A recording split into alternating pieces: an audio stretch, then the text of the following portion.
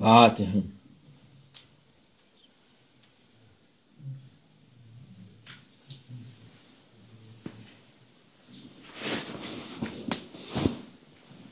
Selamun Aleyküm. Euzubillahimineşşeytanirracim. Bismillahirrahmanirrahim. Ve salatu ve selamu ala Resulina Muhammedin seyyidil evvelin ve ahirin. Meded ya Resul, meded ya Sadat ya Sabah, meded ya Şah, Resulullah ve Şahullah Fazla Sayyid Muhammed'in ve Kâni meded. Tarikatuna s-sohba vel hayru fil cemiyye. Peygamber sallallahu aleyhi ve sellem buyuruyor ki el-halal beyne vel haram beyne ve beynehum umur müştebihat. Helal olan Allah Azze ve Celle beyan etmiş. Our beloved Prophet, peace and blessings be upon him, says that Allah Almighty made clear what is halal. Bildirmiş. Haram olan şeyleri de bildirmiş.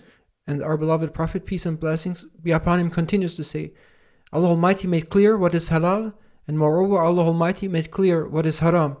Allah Azze ve Celle Peygamber sallallahu aleyhi ve sellem buyuruyor. This is what our beloved Prophet, peace and blessings be upon him, informs us about what Allah Almighty instructs us. Onları bilmek lazım. And we need to know those things which are halal and haram and distinguish them. Uzak durmak lazım haramdan. Helal olan da sevap olanı da yapmak lazım. We must stay away from what is haram and we must do what is halal in order to obtain rewards. Ama bazı aralarında da şüphe olan şeyler var diyor Peygamber sallallahu aleyhi ve sellem. And our beloved Prophet, peace and blessings be upon him, informs us that between those things which are halal and which are haram, there are also things which are not clear, which raise doubts. Bazı hani zamana göre, vakte göre, mekana göre, yere göre bazı şeyler insanlara işgal olur. Onlardan uzak durmak lazım. And there are certain things which, depending on the situation, on the time, on the place, on the situation, which may not be clear, which may result into, which may arise doubts, and one must stay away from those things which are doubtful. Onları yapmamak lazım. And one should not do those things which raise doubts. Onun için bazı bu zamanın halleri vaktin yapılan şeyler helal zannettiğin şeyler bazen haram oluyor. And we now live in a time where you do things where people think that what they do is halal, but in reality it is haram. Haram olan şeyler de helaldir bir bakımdan. And people say that things are haram these days, which in fact are halal. Onun için dikkat etmek lazım. Therefore, one needs to be very careful about what is halal and what is haram. Bir şüpheye düştün mü ya uzak duracaksın ondan. And if you have doubts about something, then you should rather stay away from it. Ya bir alime, hocaya, müftiye soracaksın. Or you should ask a scholar, you should ask an alim, an hajjah or a mufti about something about which you have doubts. Sormadan kendi kafana göre iş yaparsan don't do something without consultation and without asking. O sen bilmeden günaha girmiş olursun. Because if you do something without consultation based on your own thoughts, you may commit a sin without knowing. Haramı helal desen, it is a sin to label what is haram to be halal. O sana vebal olur. You will be held accountable if you label something halal which in fact is haram. Günah olur. And it will be a sin for you to call something which is haram, to call it halal, is a sin for which you will be held accountable. Bazen de helal olan şeyleri haram diyen oluyor. And sometimes there are people who declare things which are actually halal, that they declare them to be haram. O da gene günaha girersin. And that too is a sin. Onun için dikkat etmek lazım. Therefore, one needs to be very careful about what they label as halal and as haram. İtikadımız, mezhebimiz belli. The school of jurisprudence, the method we follow is clear. Ehl-i sünnet vel cemaat. We follow this Ahl Sunnah wal Jama. Ya 4 mezhepten biridir. And we follow one of the 4 madhabs. Hanefi, Şafii, Maliki, Hanbeli. It is the Hanafi, Shafi, Hanbali, Maliki, which are the 4 truthful madhabs. İtikatta Maturidi, Eş'ari. Bunlar And as our itikad is Maturidi Ash'ari. dışında olmamak lazım. Bunların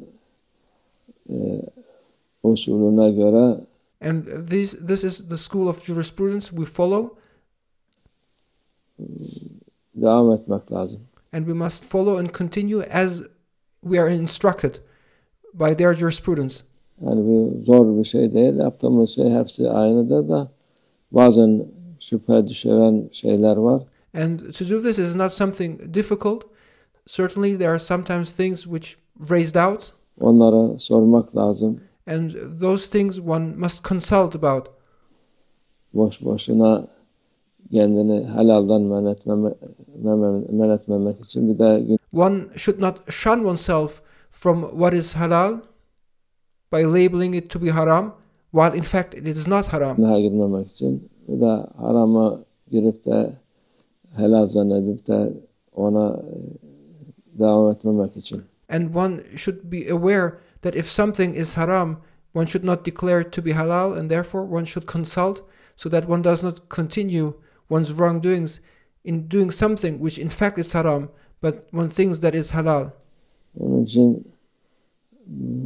sorup de şüpheli şeyler bir şeye şüphe ettin mi ona muhakkak sor.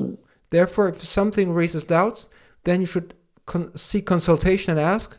Soran ilim sormak ilmin yarısıdır derler.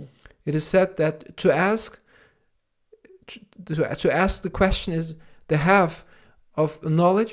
Onun için sormak lazım. Therefore, it is important to ask. Bu iyi midir, kötü müdür, Ask whether something is good or something is bad.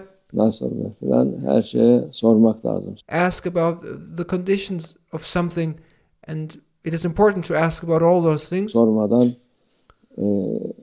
yapmayın. Don't do something without asking, Yani şüphe düşen şeyler. and don't do something especially when it's something that raises doubts. Don't do those things before asking and seeking consultation in advance. Öteki türlü yaptığımız bütün vakit yaptığımız şeyler Allah'a şükür tamamdır. Çünkü yaşadığımız yer ehl-i sünnet vel cemaattir. And if we thus seek consultation, if certain things are doubtful, and if we do what has been made clear to be halal and following the Ahl Sunnah wal Jama, then what we do is complete. Çünkü çoğu var ehl-i sünnet vel cemaat olmayan insanlar çoğu helalı haram yapıyor. And we must be aware of those who are not part of the Ahl Sunnah wal Jama, who label things incorrectly. They make what is haram halal and the other way around too. Haramı da helal diye şey yapıyor. Hiç alakası olmayan şeyleri insanlara zarar versin diye. And thus they may make people do things which are forbidden, and they prevent them from what is permissible, and they swap what is halal and what is haram, and by doing so they harm people. Bilerek, bilmeyerek. And they do so knowingly or unknowingly. Allah muhafaza etsin. May Allah Almighty protect us from that. Allah bu şerlerden muhafaza etsin. May Allah Almighty protect us from those evil things. Doğru yolda ayırmasın. And may Allah Almighty make us not deviate and make us not go astray from the right way. ومن الله التوفيق. الفاتحة.